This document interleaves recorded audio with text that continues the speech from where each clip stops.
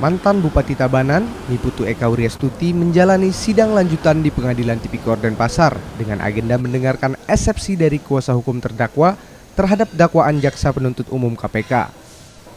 Selain Eka Wiryastuti, mantan staf Eka Wiryastuti sekaligus dosen nonaktif Universitas Udayana, Idewo Nyoman Wiratmaje juga akan menjalani sidang lanjutan dengan agenda mendengarkan saksi. Dalam persidangan lanjutan, Eka Wiryastuti melalui tim penasihat hukumnya membacakan eksepsi atau keberatan.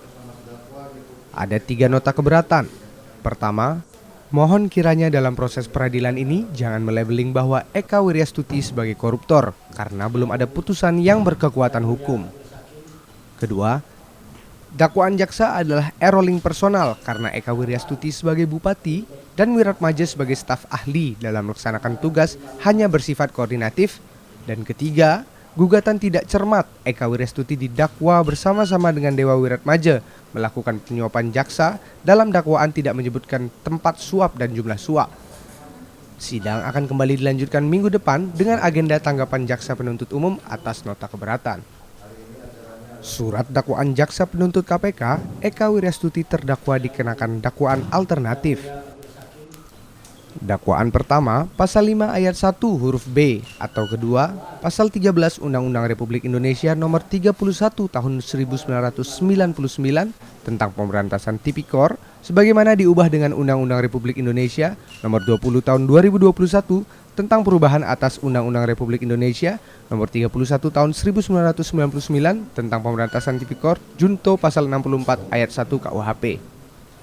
Inti daripada nota keberatan kami itu ada 3, ya.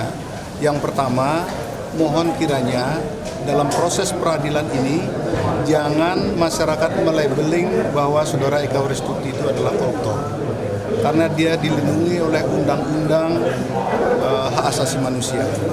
Dia sekarang ini sebagai terdakwa, ya.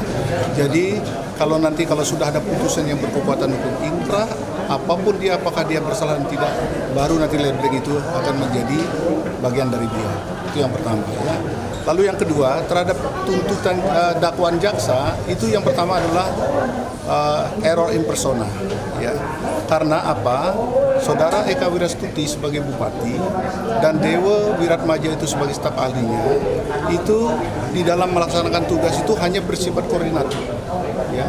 Jadi kalau teman-teman tadi mendengar eksepsi kami bahwa si Dewa itu disuruh berkoordinasi dengan beberapa OPD.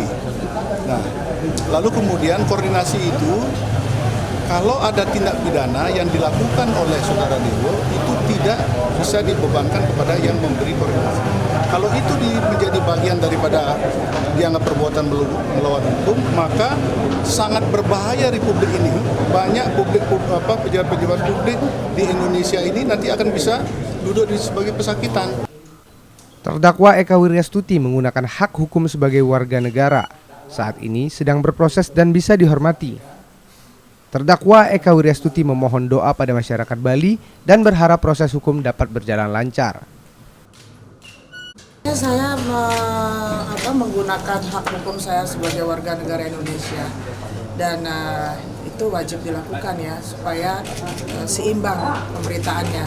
Karena bagaimanapun saya sedang berproses, jadi harap untuk dihormati dan jangan dipelintir kemana-mana. Karena saya di sini selaku pribadi, jadi jangan dihubung-hubungkan dengan partai manapun, ya. Saya pribadi, saya berjuang pribadi, saya berjuang sendiri demi nama baik saya.